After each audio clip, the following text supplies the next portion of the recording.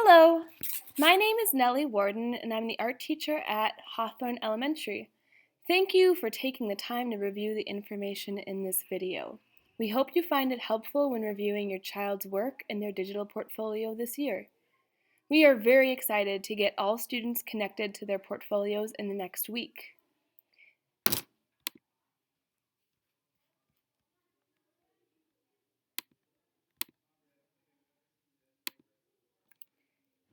As it was mentioned in an early movie, we are moving away from using a gradebook to report out student progress to families.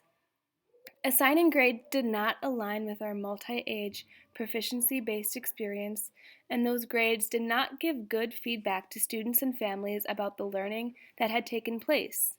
This year, as we shift our reporting practices, we will need to change our rubrics to support giving good feedback to students about their learning.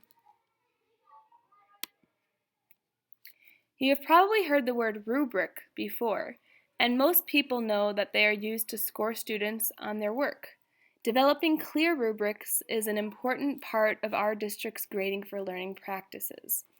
Rubrics are a tool that communicate expectations for learning, give feedback to students, and sometimes rubrics provide an opportunity for students to reflect on their learning. Rubrics will often be shared with students before an assessment event, and then they are shared with parents and families to communicate how the student did on that assessment. Some rubrics will look different than they have in the past. We are focusing on what proficiency means and what feedback can be given to move each student forward. Let's take a look at some examples. Our first example is of a rubric that could be used to score an activity in a Level 1 unit on communities.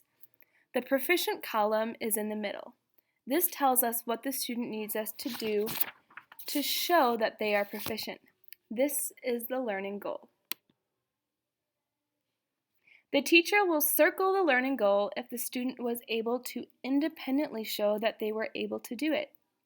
If a student wasn't completely able to meet the learning goal, the teacher will write feedback in the needs to practice column.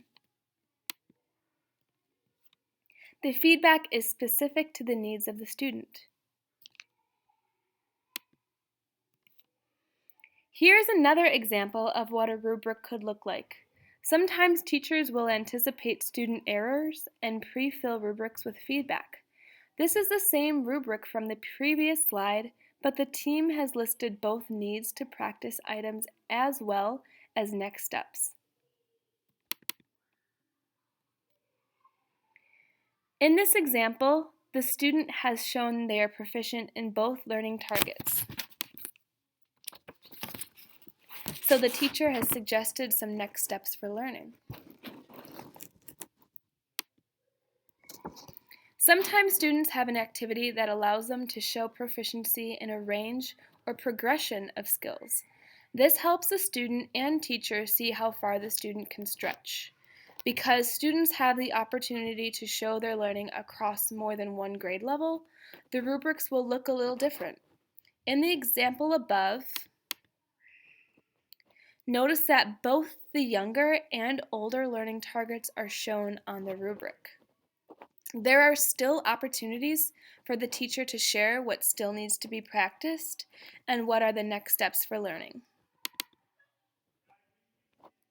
Please note that rubrics are developed by teams of teachers to fit the activity, so not all rubrics will follow this exact format, but similar language will be used across the building.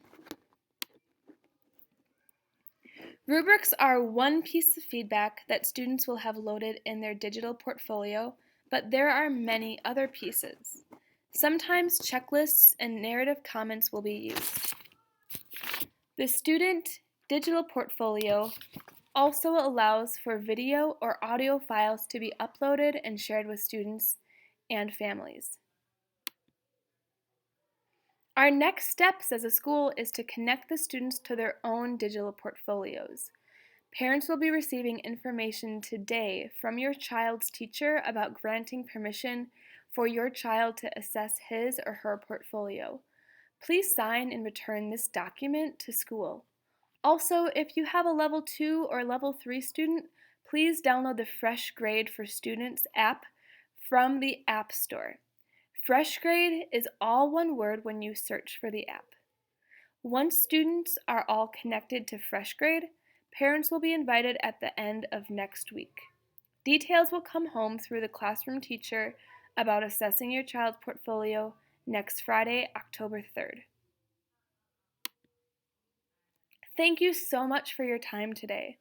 We are so excited to share artifacts of all the learning taking place at school every day, and we appreciate all you do to support your child's learning.